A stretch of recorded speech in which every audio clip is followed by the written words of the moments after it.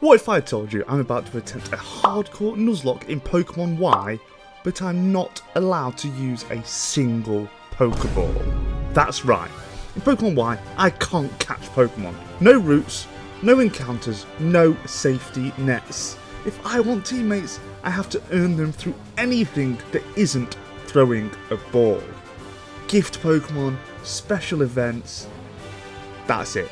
And because this is a hardcore Nuzlocke, if a Pokemon faints, it is dead. Set mode, no items in battle, level caps for every gym leader, one wipe, and the entire run is over. Can I beat Pokemon Y without ever using a single Pokeball? Let's find out. Now there are literally 2 rules for this playthrough. Don't use a single Pokeball and win.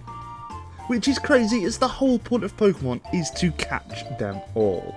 So our encounter pool will be very, very slim. Which means our starter choice is absolutely crucial for a good run.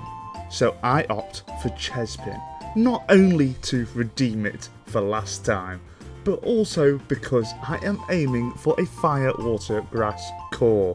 So I add Present to the team, defeat our rival, get some Pokeballs that are just glorified trinkets for this run, and the run officially begins. And as we all know, the French are not known for their generosity, so we have no more gifts before the first gym, and on paper this is not looking good for us, but luckily our starter learns Rollout, which is all we need.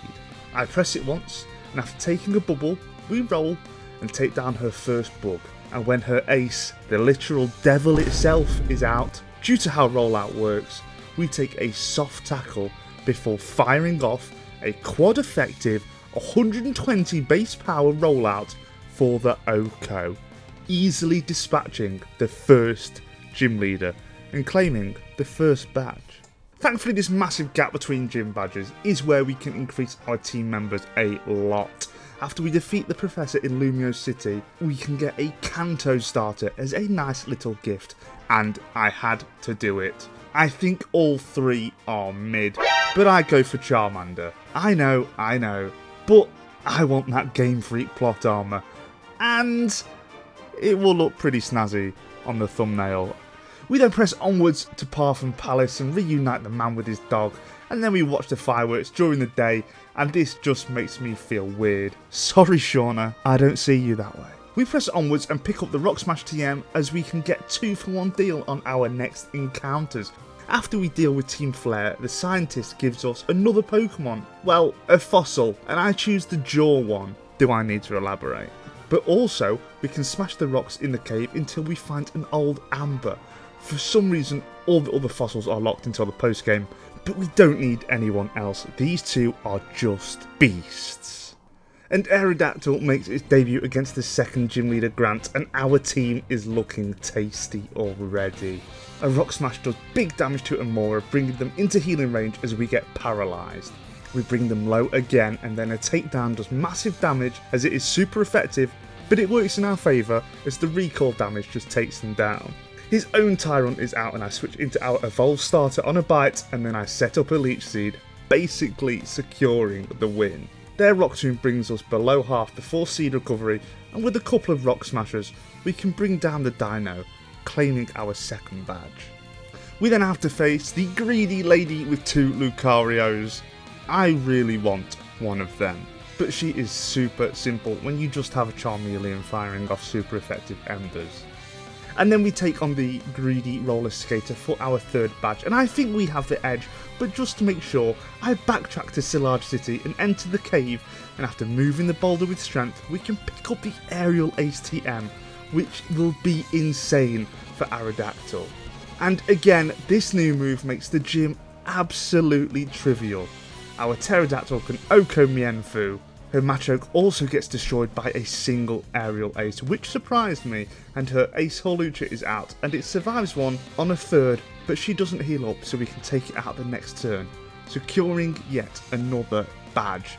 I still don't see why she doesn't use at least one of her 2 Lucarios.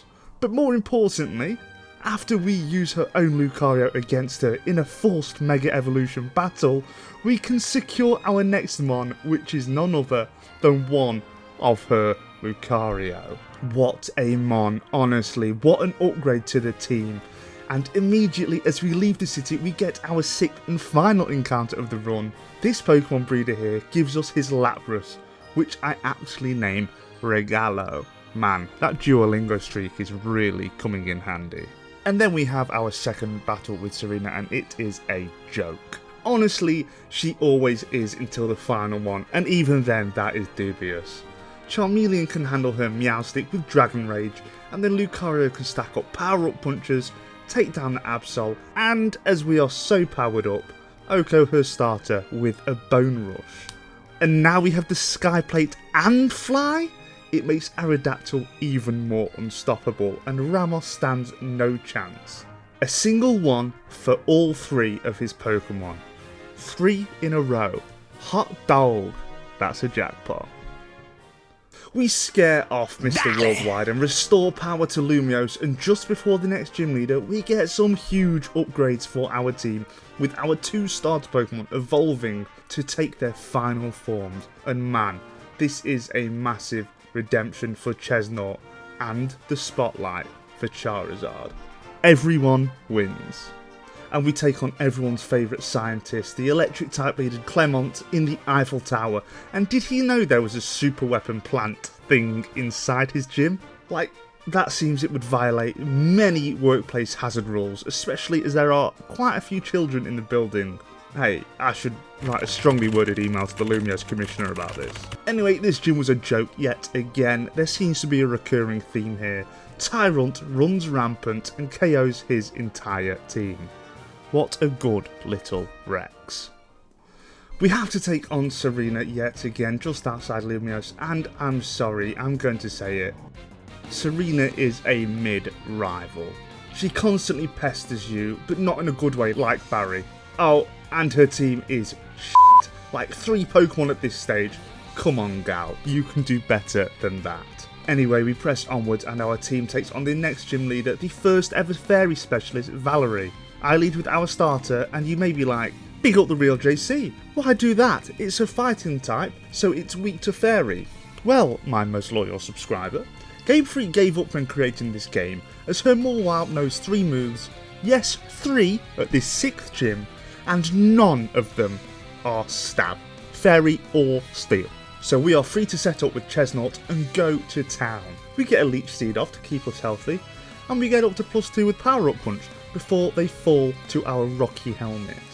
Ash's dad is now out, and unfortunately it sets up a Reflect, so our Seed Bomb doesn't quite get the KO. They heal up and another Power Up Punch gets some chip and another boost, so after taking a Psychic we can pick up the KO. And this brings out her ace Sylveon. I bring in Charizard to resist the fairy moves and chip away at it with Flame Burst. We get them to waste a heal, but we get brought too low, so I bring in Lapras for the KO, claiming yet another gym badge. We then liberate the Pokeball factory from the evil grasp of Team Flare, and I'm not being funny, this is how you know I'm a hero. This run I'm allergic to balls, and I did it for the region. And a hero Kalos needs, but not the one it deserves, or whatever Commissioner Gordon says. And a quick side note, I didn't know where to fit this in. Seeing you actually ride on Lapras when you surf is so awesome. I wish they did more overworld Pokemon models like this. I think it is such a cool touch. We then take on the future Professor of Lumiose and her sole Pokemon. Like, seriously guys, this is meant to be difficult. And speaking of battles that are more of a hindrance, we take on Serena yet again, and this time all she has done is add a Jolteon to her team. Like, I know it is the best evolution, but it doesn't increase the difficulty by much, if at all. I think the reason that X and Y is considered too easy isn't the XP share like many people think. It's that key trainers don't have proper teams, whether it's not a full party or Pokemon not even having a full moveset. It makes it so simple, especially when you can Mega Evolve every single battle if you wanted to. Whew, sorry about that guys, now my little rant is over, we continue with the story stuff and take on Olympia the Psychic leader. Aerodactyl can take down the Sigilif with a couple of moves, and our Dino can fire off strong jaw boosted bites for the KO on both her other mons. These fossil bros are destroying the opposition. We then get a FaceTime from Lysander, and he said he's going to destroy the world with a super weapon. At least he has the common decency to let us know, I guess. We then have to navigate his labs, where we battle him twice and his cronies, and obviously we breeze this, so I won't bore you. We see a giant man, and he yaps about the past and tells us a story that sounds oddly familiar to a recent game I have played. But no, that can't be right. Surely not.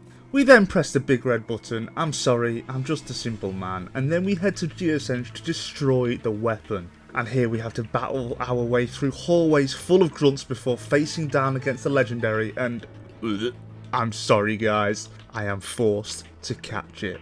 I had to use a Pokeball, I am so sorry, I feel sick. Obviously I do not use the legendary in the final battle against Lysander, and rest assured I release it at the first given opportunity. But the more pressing matter is that battle against L, and you know why. We already start on the back foot by accidentally leading Lapras against his fighting type. So we have to switch, and I go into Aerodactyl on a high jump kick that brings us low. Thankfully the next turn we can outspeed and fly, so they crash and then we take them down straight after.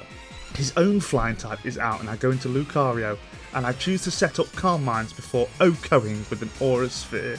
We then outspeed and OHKO his line with another Aura Sphere, and this brings out the ultra scary Gyarados. It immediately Mega Evolves, and with that monstrous special defense, I don't think +1 is enough, so expecting the Earthquake, I switch into Charizard, and then expecting the Water move, I go into our starter, and we get off a Leech Seed to put it on a timer. And just like that, we bring down the ultra scary Mega with the power of friendship and cheese. He crashes out, what a sore loser, and the great weapon is destroyed. Right. Can we finally get back to our main goal now, please? No is the answer, as we have to navigate the rival gauntlet on this little flimsy bridge, and honestly, this is probably the toughest part of the game to this point. I mean, we defeat them flawlessly, the only mistake being that Goodra has Sap Sipper, so we cannot set up Leech Seed, but other than that, it is no sweat at all. Maybe this team is just too good. Maybe I'm just too good. And the final Gym Leader Wulfric is the most anticlimactic battle in all of Pokemon. Prove me wrong. Like, you wait all that time, beat 7 gyms and the evil team, and he throws out 3 weak ice types. I mean, I love Avalugg, but no Mamoswine, Frozlass, even Glaceon? Nah, this man is a fraud. We then pass through a bog standard badge gate before making the grueling trip through Victory Road, where Serena awaits us for the final time. And now she is actually worth talking about. I lead Lucario, and we get the speed boost from flinching to a fake out, and we set up a few Calm Minds, and then I realise I didn't teach it a move that was super effective, so Dragon Pulse will do. When their starter comes out, I switch into our Rex, and a Strong Jaw boosted Crunch secures the OHKO. Altaria gets OHKO'd by an Ice Beam from Lapras, Jolteon gets walled by our starter, and as we got some power up punch boosts, the final one Absol gets OHKO'd. And you all know what time it is, we emerge at the Pokemon League. And we can't change the team, so this is what we have to work with. Present the Chesnaught, our starter, with Seed Bomb, Spiky Shield, Leech Seed and Power Up Punch. Offering the Lucario with Aura Sphere, Extreme Speed, Dragon Pulse and Calm Mind. Regalo the Lapras with Surf, Body Slam and Bolt Beam. Bonus to Tyrantrum, the coolest mon on the squad with Rock Slide, Crunch, Earthquake and Dragon Claw. Award the Aerodactyl with Rock Slide, Fly, Iron Head and Earthquake. And finally, gift the Zard with Flamethrower, Slash, Dragon Claw and Air Slash. There is nothing left to do other than pray to Arceus and head on inside. I opt for the Water Specialist Seabolt first, and this is a fairly simple one. I give our starter the leftovers, and with Leech Seed we can stay healthy and take down the Clawitzer and get an attack boost in the process. Starmie is out and we get smashed by a Psychic before picking up the OHKO. Gyarados is out and I risk it, and we set up Leech Seed as they go for a Dragon Dance, The next turn I protect, but they set up another, which is super scary. They go for a third, which is just absurd and greedy as our Seed Bomb leaves it super low, with Leech Seed taking it down. Hot dog, that was close. Barbaracle is out next, and that also gets OHKO'd by a Seed Bomb, defeating the first member of the Elite Four. Malva, the fiery Team Flare ally, is my next choice, and I lead Tyrantrum and we take down the Pyroar with a Rock Slide after getting them to burn a heal. Torkoal is out next and we get a Rock Slide flinch that does over half, so we can take it down the next turn without it touching us. Chandelier is out and I'm sure this thing will go down to a crunch, but we get confused and hurt ourselves. A Shadow Ball takes us below half and our crunch hits but doesn't KO, and then I remember that Pyroar lowered our attack. I of course switch and I go into our Water type as they heal up, and the next turn they confuse us and we hurt ourselves yet again. They lower our special attack, but we do manage to hit through confusion and a Surf does big damage, and after taking a Flamethrower we can pick up the KO. Her Ace Talonflame is out and a Brave Bird does huge damage before Surf brings them into the yellow. I switch to be safe and go into Aerodactyl, and they end up just KOing themselves with Recoil. Hell yeah, I'll take that. Wixstrom, the Knight in Shining Armour, is up next and Charizard can go in on his team. We straight OHKO his lead Klefki with a Flamethrower. Probopass is out next and I switch into Lucario and they burn their heals before falling to an Aura Sphere. Aegislash is out and I go back into Charizard and we eventually take it down with a couple of Flamethrowers. They then send Scizor to the Furnace as they get melted for the victory. And I save the best for last, the Dragon Tamer, but honestly this is laughable. You know what, I'll put some tunes on and you guys can watch Lucario the Dragon Slayer.